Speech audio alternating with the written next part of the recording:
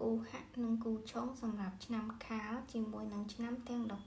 12ឆ្នាំខាលនិងឆ្នាំជូតគឺជាគូមធ្យមឆ្នាំខាលនិងឆ្នាំឆ្លូវគឺជាគូអាក្រក់បំផុតឆ្នាំខាលនិងឆ្នាំខាលគឺជាគូអាក្រក់បំផុតឆ្នាំខាលនិងឆ្នាំថោះគឺជាគូមធ្យម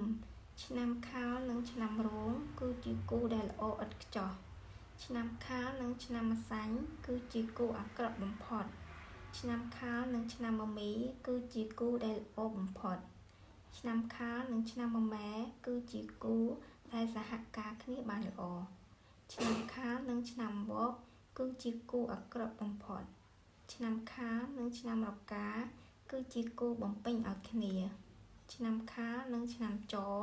គឺជាគូបំពេញឲ្យគ្នាឆ្នាំខាលនិងឆ្នាំកុលគឺជាគូដែលល្អឥតខ្ចោះការសង្ខេបការមើលគូហាក់និងគូឆុងសម្រាប់ឆ្នាំខាលជាមួយនឹងឆ្នាំទាំង12ឆ្នាំដែលជាគូល្អឥតខ្ចោះជាមួយឆ្នាំខាលមានឆ្នាំរោងឆ្នាំមមីនិងឆ្នាំកុលឆ្នាំដែលជាគូសហការល្អជាមួយឆ្នាំខាលមានឆ្នាំមមែឆ្នាំដែលជាគូ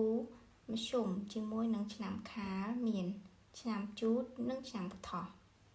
ឆ្នាំដែលជាគូបំពេញឲ្យគ្នាជាមួយឆ្នាំខាលមានឆ្នាំរកានិងឆ្នាំចឆ្នាំដែលជាគូអាក្រក់បំផុតជាមួយនឹងឆ្នាំខាលគឺ